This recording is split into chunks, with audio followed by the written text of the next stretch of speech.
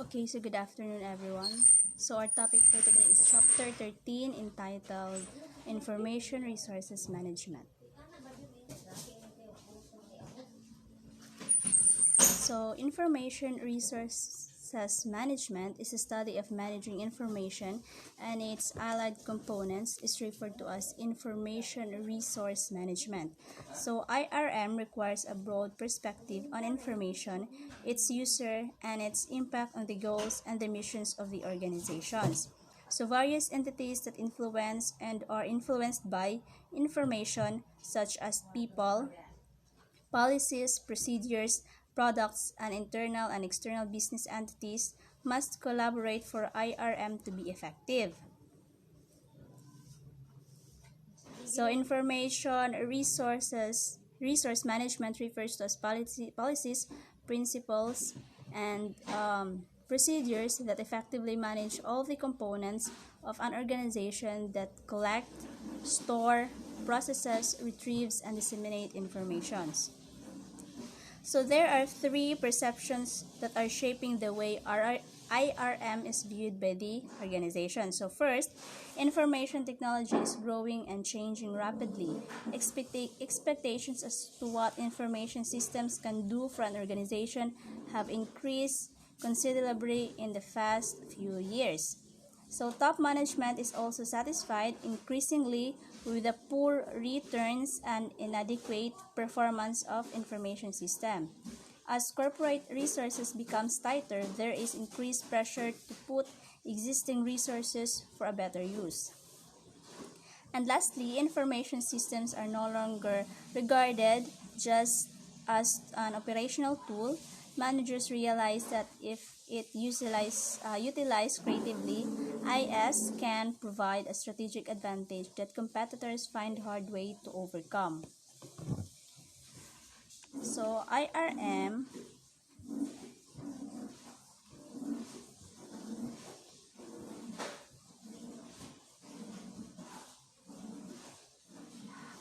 IRM refers to the processes of managing an organization's information resources to improve the efficiency and effectiveness of its operations. So this includes the management of both physical and digital information, as well as the systems, the processes used to collect, store, processes, distribute, and use that specific information.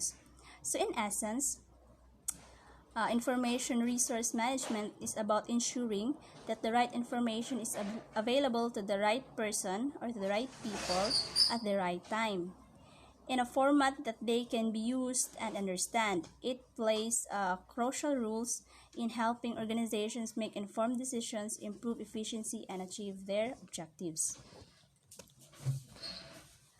So we have here definitions of IRM.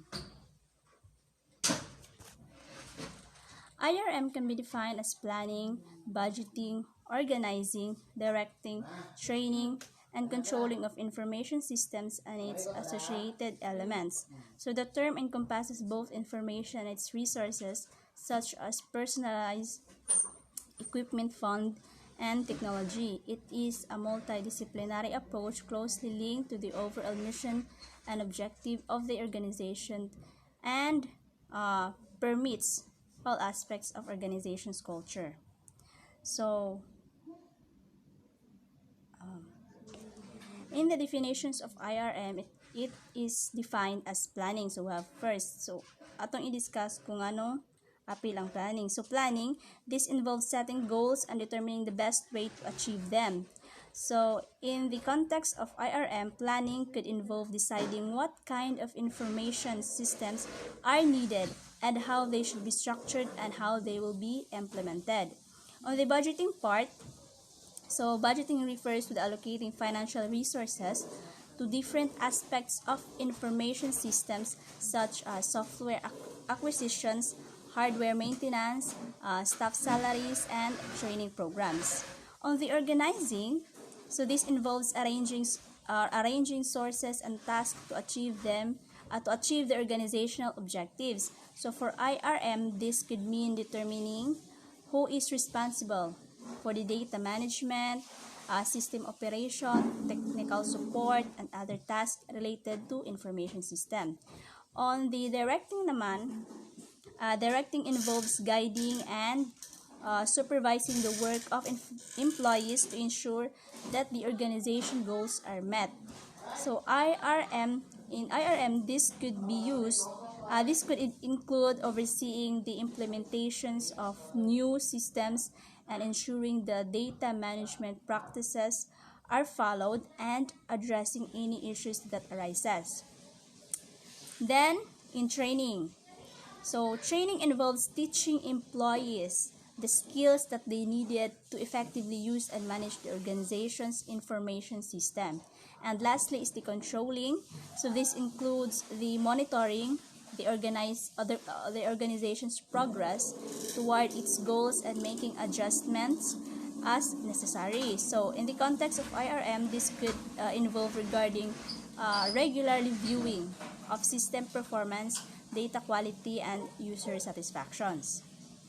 So, IRM is not just about managing informations itself, but also the resources associated with it, so such as the personnel, the equipment, the funds, and technology. It is a multidisciplinary approach, meaning it involves various fields of expertise and aspects of the organizations. Moreover, it is closely linked to the organization's missions and objectives and influences all aspects of organization's culture. Now, moving on, let's proceed to, we have here the principles of IRM. First principle of IRM is the IS department should be linked, managed like any other department of business. So the IS department should be managed like any other department of business. So this principle emphasizes that the information system or the IS department is not a separate entity, but an integral part of the organization. So it should be the subject to the same management practices, strategic planning, and performance evaluation as other departments. So this ensures the alignment with the organization's overall goals and objectives. The second principle is the main purpose of information system is to help the organizations meet its goals and objectives.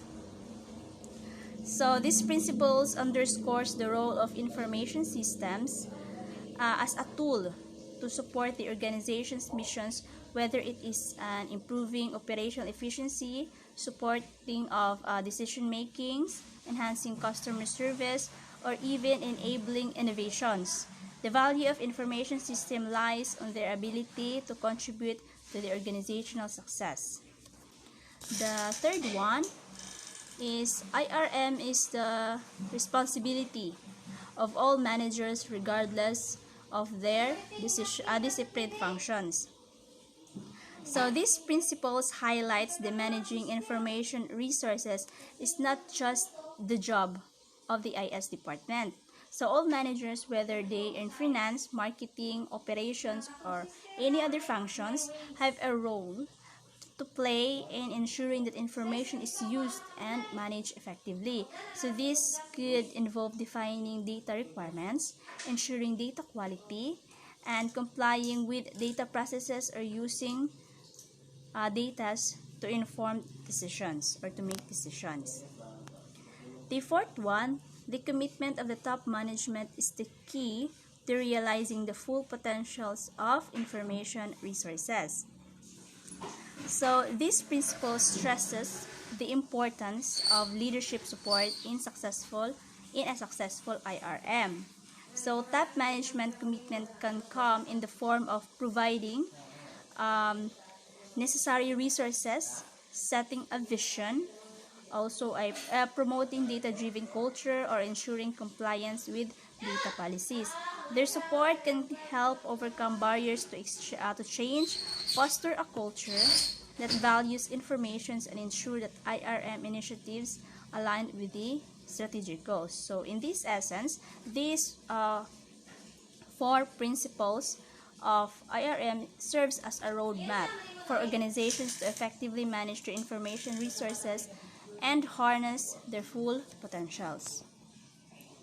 Now, let's move on to the objectives of IRM. So first, there are 4 main objectives of IRM. So the first one is the utilization of information resource effectively to achieve the overall goals and missions of the organizations.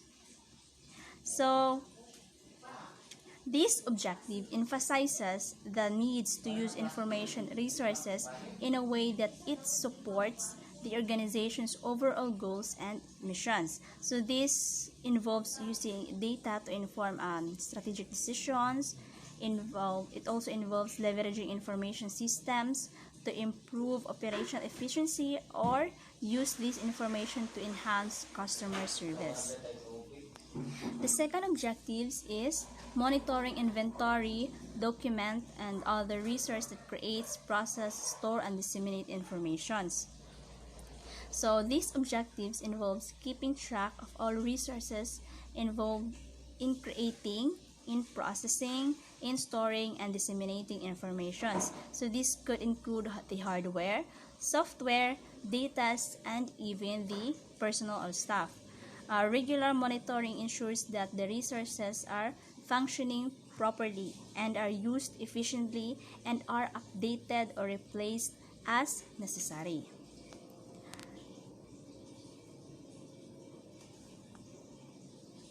The third objectives of IRM is to develop a model of the enterprise from an information viewpoint communication in order to improve communication both within and outside of the organizations.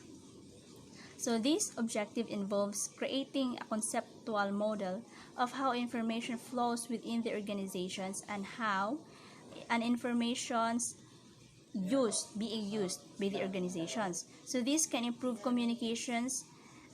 This can improve communications by providing a clear picture of where information comes from, who uses it, and how.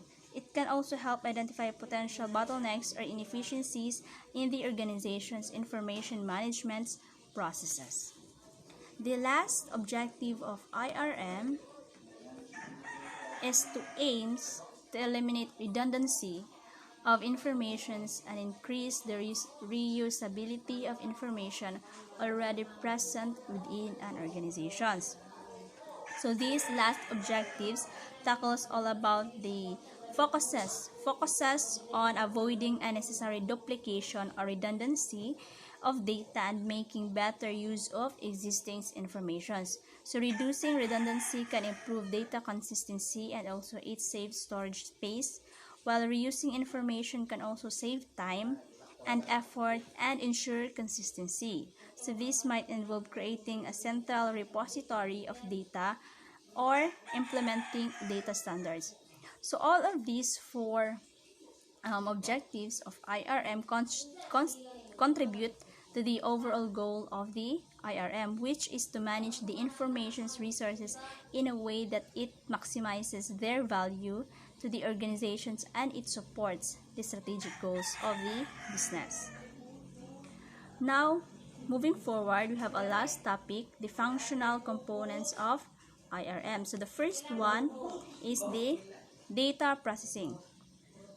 So data processing involves the collection, the manipulation, storage, and retrieval of data within an organization. So it encompasses activities such as data entry, data validation, data transformation, and data analysis.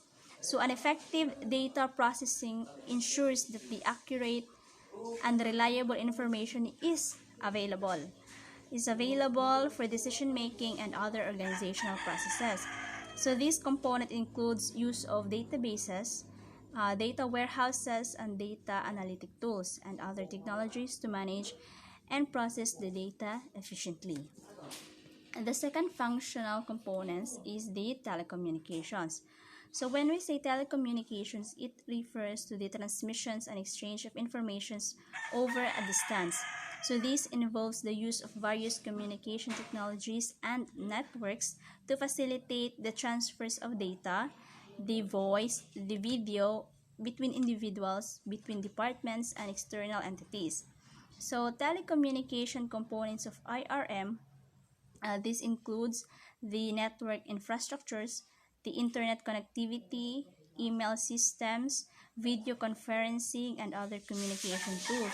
So an effective telecommunications enable an efficient and timely communication, collaboration, and information sharing within and outside of the organizations.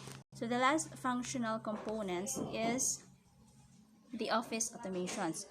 So when we say office automations, uh, it involves the use of technology to streamline and automate routine administrative tasks and processes in office environments. So this component includes tools such as word processing software or MS Word, spreadsheets, Excels, presentation software, email clients, and calendar applications. So Office automation enhances the productivity, the efficiency, and the accuracy by reducing manual effort, automatically repetitive tasks, and improving communications and collaborations among its employees. So it also supports the document management, workflow automations, the knowledge sharing within an organization. So overall, these functional components of IRM